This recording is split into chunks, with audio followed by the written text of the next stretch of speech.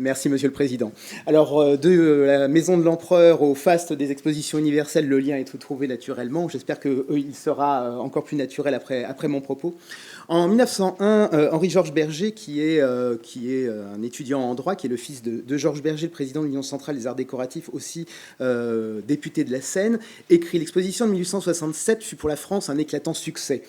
Par un concours de circonstances heureuses, elle vint à une époque de prospérité inouïe.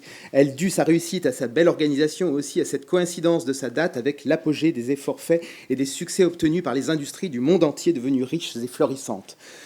Un peu plus de 30 ans après, au moment de l'exposition internationale de 1937, Raymond Izé, un des auteurs qui publie à l'occasion de ces expositions, dit « L'exposition de 1867 est vraiment la flèche d'or qui surmonte l'édifice impérial ».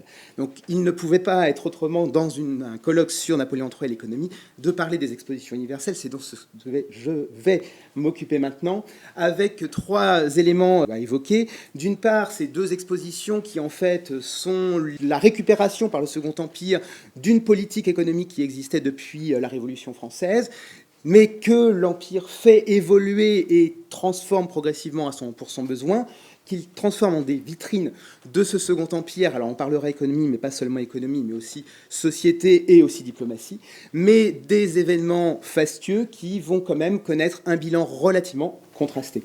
Alors, je vais commencer sur la partie, donc sur l'héritage de ces expositions, parce qu'en fait, elles ne naissent pas de rien, ces expositions universelles que l'Empire met en œuvre en 1855 et en 1867. En effet, ces expositions, elles se basent sur un héritage qui est l'héritage de ce qu'on appelle les expositions nationales des produits de l'industrie. Alors, c'est un concours industriel, donc qui est créé par le directoire à partir de 1798 et qui va connaître 11 éditions entre 1798 et 1849. Quelle est cette idée? L'idée, c'est qu'on va réunir temporairement et régulièrement les industriels et qu'on va soumettre leurs produits à un jury composé d'experts nommés par le ministère du Commerce, enfin le ministère de l'Intérieur puis le ministère du Commerce, et c'est le ministère du Commerce qui s'occupe de tout, qui organise tout, qui notamment s'occupe d'installer les produits et de payer les frais de transport. Et ce modèle, donc, qui connaît... au départ un peu difficile à mettre en place, va connaître un grand succès et va devenir de plus en plus régulier, notamment à partir de la monarchie de Juillet. Et ce modèle connaît d'autant plus de succès qu'en fait, il va se diffuser à la fois en province, on va voir se multiplier les expositions donc organisées par des sociétés savantes, et à l'étranger, donc avec, que ce soit en Belgique, que ce soit, enfin Pays-Bas puis Belgique, que ce soit en Allemagne, que ce soit en Italie et en Espagne, sauf dans un pays, l'Angleterre. Et donc l'idée apparaît en France, d'abord en 1814 et surtout en 1833, de transformer ces expositions des expositions universelles, c'est-à-dire d'inviter les autres pays. Alors les Français émettent l'idée, c'est Boucher de Perthes, qui est un douanier qui est installé à Abbeville, qui émet l'idée, mais les Français n'en veulent pas, les industriels français n'en veulent pas, ils ont trop peur de la concurrence étrangère et notamment de la perfide Albion, qui va naturellement damer le pion à l'industrie française. On est dans la pleine période protectionniste. Mais les Anglais, eux, vont récupérer l'idée. Ils vont récupérer l'idée en 1849, donc lors de la visite que fait à Paris, donc Henry Cole notamment, donc qui est le promoteur de l'enseignement du dessin en Angleterre, et qui estime que la formule pourrait tout à fait être intéressante parce que les produits anglais ont de grands succès au niveau international, mais ils ont un gros problème, c'est que ce ne sont pas des produits de qualité. Et que rien de mieux pour améliorer la qualité des produits anglais que de faire un choc, pas de compétitivité, mais presque, donc de faire venir les Français à Londres pour créer un électrochoc pour l'industrie anglaise. C'est ce qui se passe avec Crystal Palace, donc l'exposition universelle de 1851, donc qui se tient entre le 1er mai et le 15 octobre 1851 à Londres, et donc qui est un grand succès, 14 000 exposants, 6 millions de visiteurs, et avec des Français qui sont peu nombreux, mais qui s'en sortent très bien. Parce que comme on promeut la qualité, en fait, le jury récompense les produits français. Et donc, les Français commencent à avoir une autre vision sur les expositions universelles et sur l'internationalisation, et donc, voilà, l'arrivée du Second Empire va changer la donne. Au départ, il s'agit de faire l'exposition de 1854. On l'avait eu en 49, c'est tous les 5 ans, 54. Et on commence à construire d'ailleurs un bâtiment, le Palais de l'Industrie, puisqu'on en a marre de construire des bâtiments à chaque fois.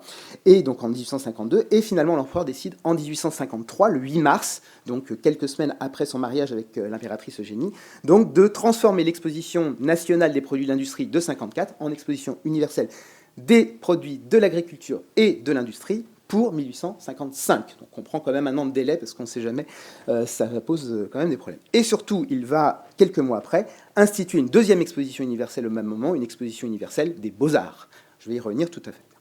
Alors, dans le contexte de la guerre de Crimée, donc la première édition a lieu donc entre le 15 mai 1855 et le 1er novembre 1855. Alors, l'organisation commence à montrer un basculement.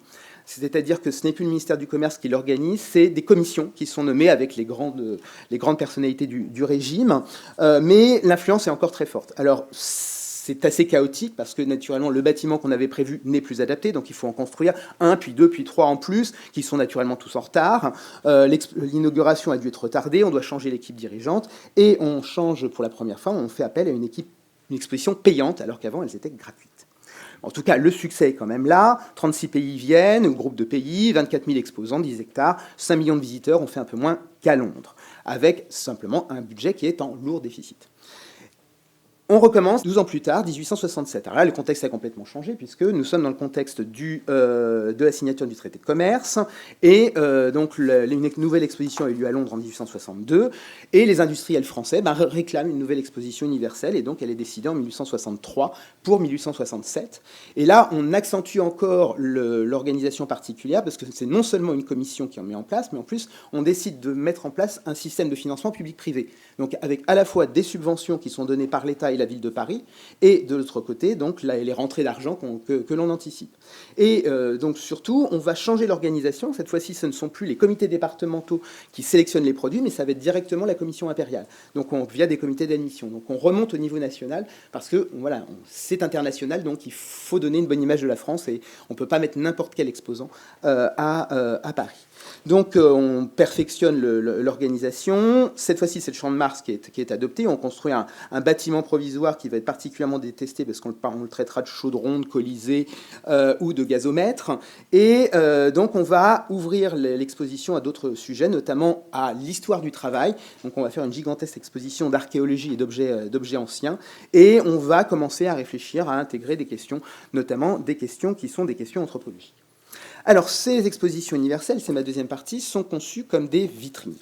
Des vitrines du Second Empire et des vitrines qui sont la conséquence aussi de ce changement d'échelle qui est celle des expositions universelles. Alors, tout d'abord, des vitrines de la politique économique et artistique. Au départ, c'est un outil de politique économique. Mais là, on va accentuer cette question, naturellement, de politique économique, parce que les industriels en ont besoin. Ils en ont besoin parce que les expositions, c'est un jury, c'est des médailles, et les médailles, c'est bon pour montrer qu'on a des produits de qualité.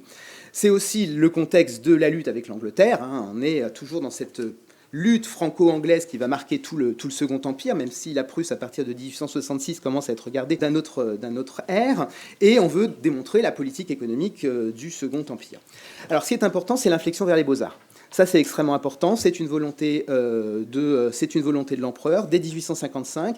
Et en 1867, c'est lui qui impose à son surintendant des beaux-arts et à son préfet de la Seine l'union des beaux-arts et l'industrie.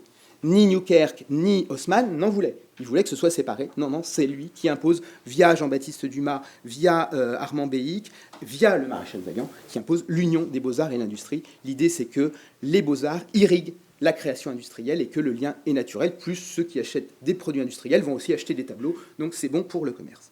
Et donc on va voir les expositions qui vont mettre en valeur les progrès économiques de la France, donc à la fois on va voir, et les progrès économiques en général, les machines, les transports, la sidérurgie, la télégraphie, l'aluminium, l'acier Bessemer, les couleurs artificielles, les grands chantiers, le canal de Suez, on en a parlé ce matin, le tunnel du Mont-Cenis ou le câble transatlantique. Mais le Second Empire va aussi faire de ces expositions universelles une vitrine de sa politique sociale et une vitrine de sa politique éducative.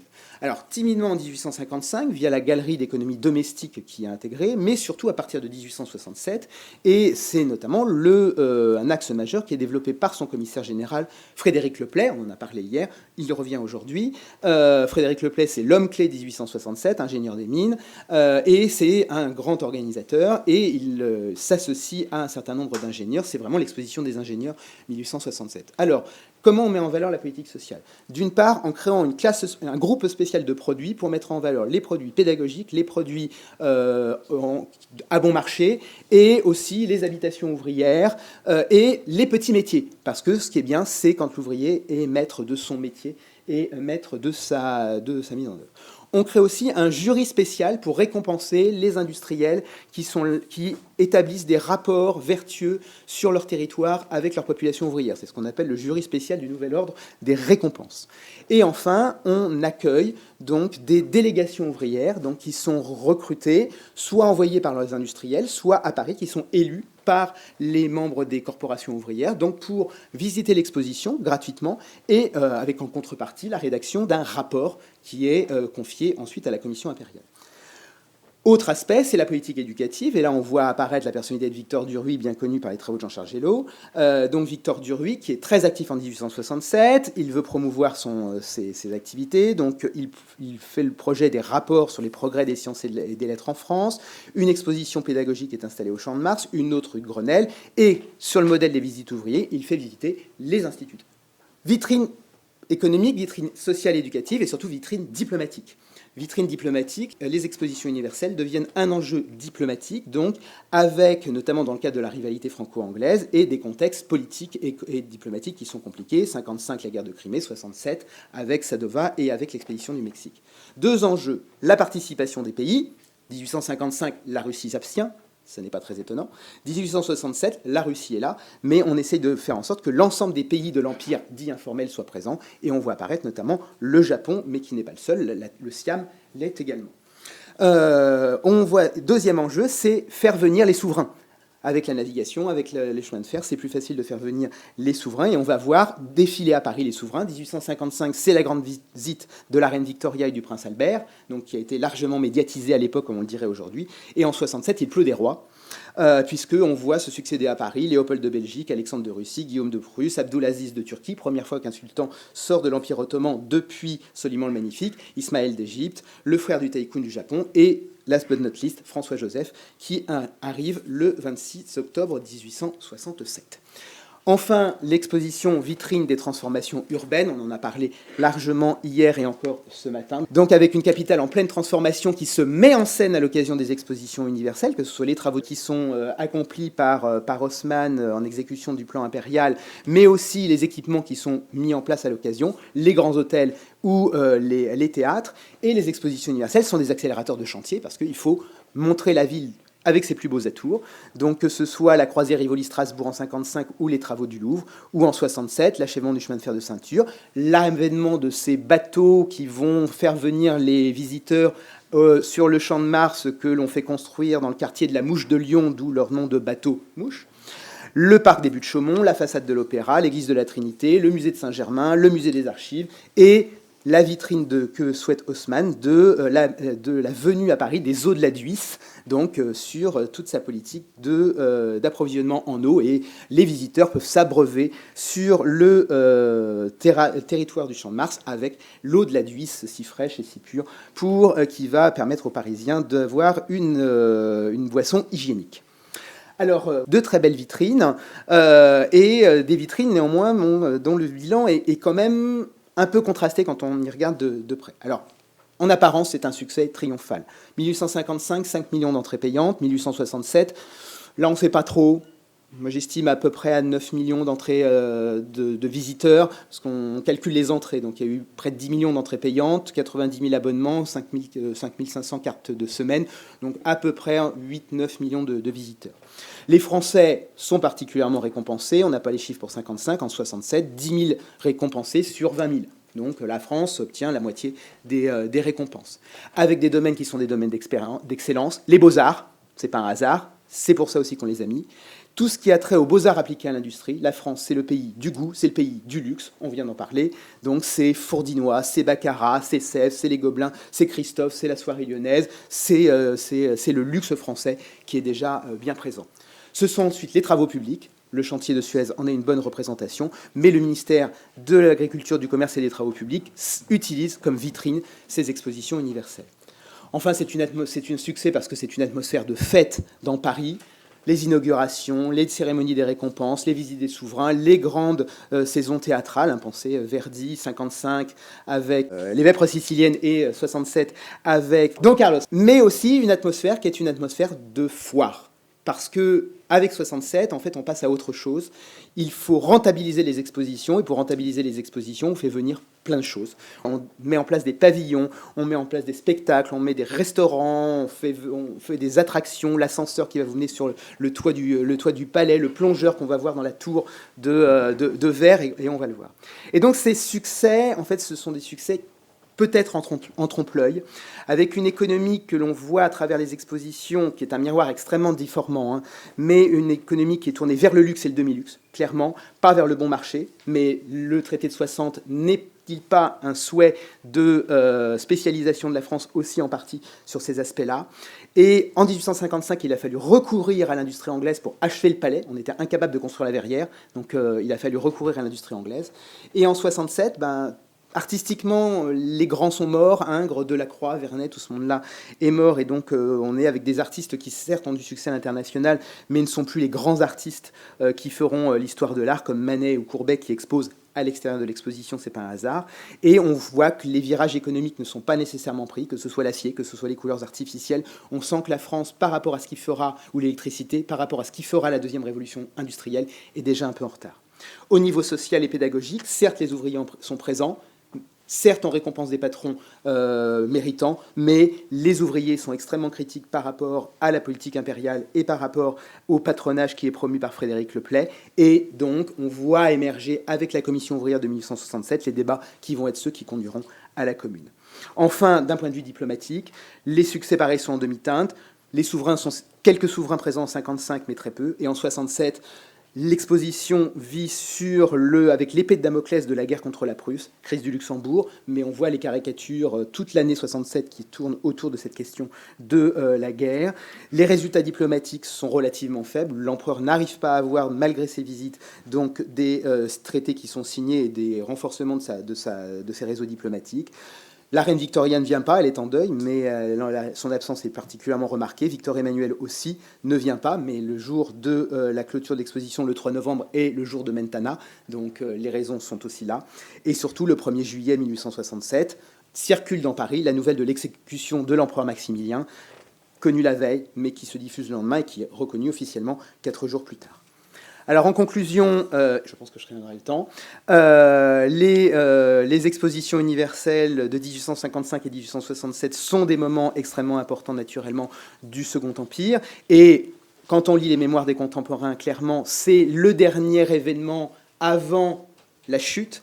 Et c'est aussi pour cela qu'elles vont rester à ce point dans les mémoires des uns et des autres. Mais surtout, le Second Empire est un épisode extrêmement important dans l'histoire des expositions universelles, puisqu'on bascule de concours industriels vers ce que certains historiens appellent les méga events, donc les expositions universelles, les Jeux olympiques tels qu'on les connaît aujourd'hui, ces événements exceptionnels qui mobilisent l'attention de l'ère médiatique pendant quelques années et qui passent ensuite derrière. Donc un changement relativement important, mais qui témoigne de ce développement de la mondialisation qui est celle des années 1845-1875. Je vous remercie.